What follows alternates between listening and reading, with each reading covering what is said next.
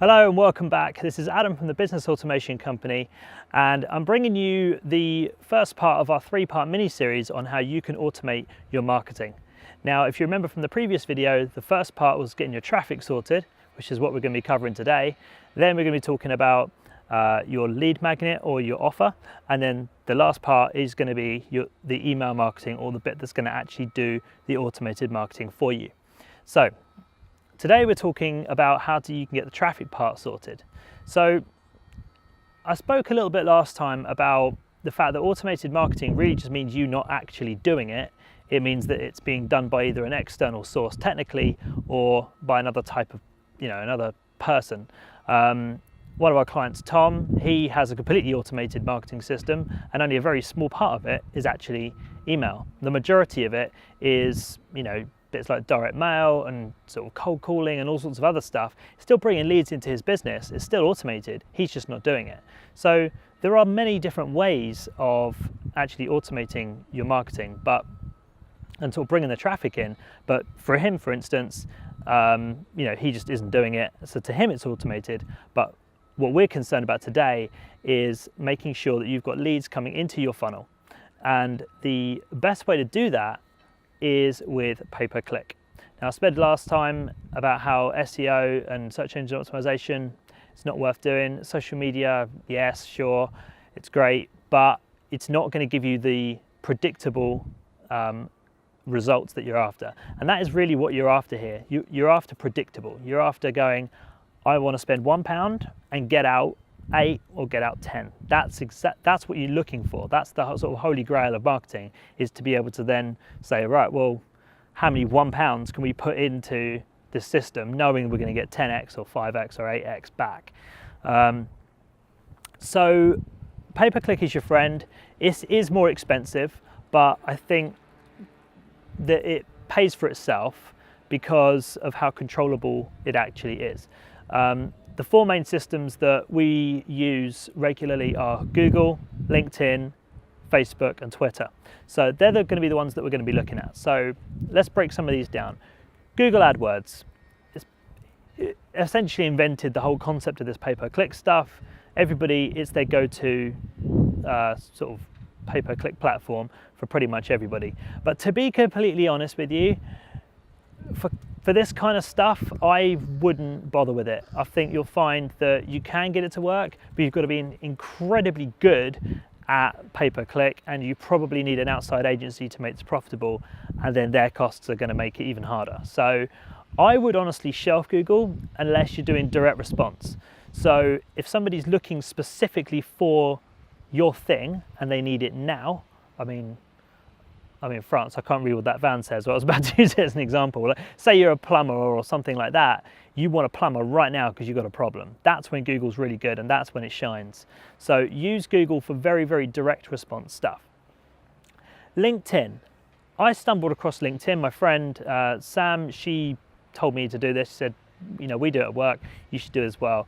We did this thing, and I can quite confidently tell you that LinkedIn marketing has been worth at least 100 grand to me, at least. We literally gave our book away on the back of LinkedIn ads, and that alone produced sales, which I'll get to later on. But honestly, hands down, the best value marketing system that we've ever used.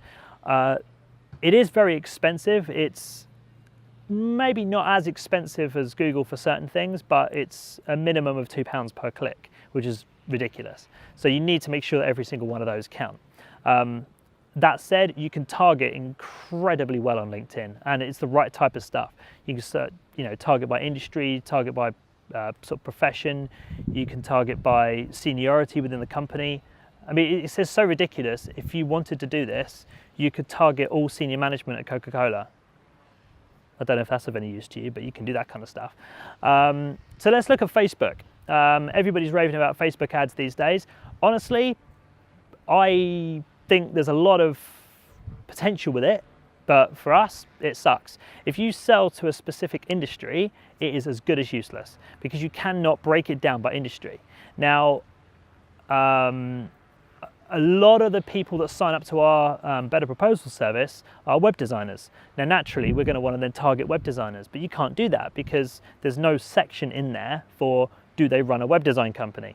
They might be interested in the same stuff that other web designers are, but that doesn't mean they run an actual web agency. So it's good for interests, it's great for demographics, it's amazing for B2C, but it's not particularly good for actually targeting specific types of companies.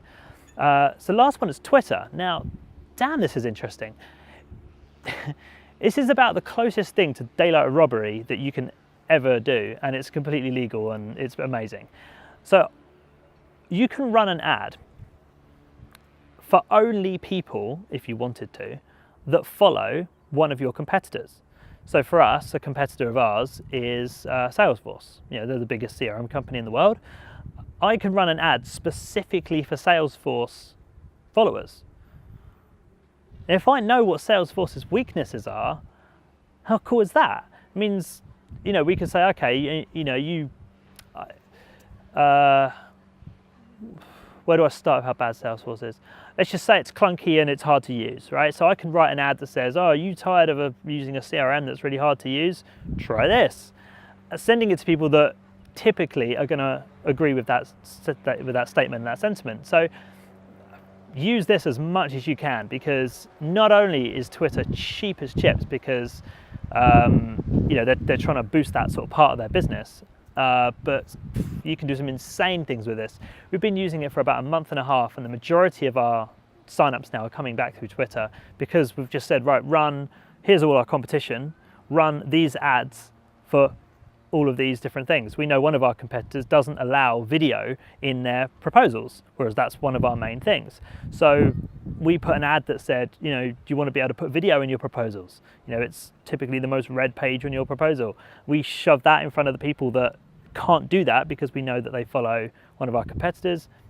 Loads of signups. So give that a look, use that. Sorry for the long video. I know a few people messaged me last week saying keep them shorter, or a little while back, but whatever, if we've got to get this stuff out, it doesn't matter how long it is. So look into those things. As I say, Google, maybe give it a miss unless it's super direct. LinkedIn, seriously look into that. It's expensive, but very much worth it. Facebook, if you're doing sort of B2C or a bit more broad stuff, or you want to be able to focus on the demographics, Facebook is your friend.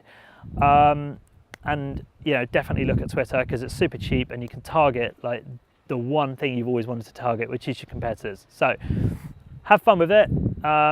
Next week I'm going to be, or whenever we produce the next video, is going to be about your lead magnet and how you can put that together and make sure that that works really nicely for you.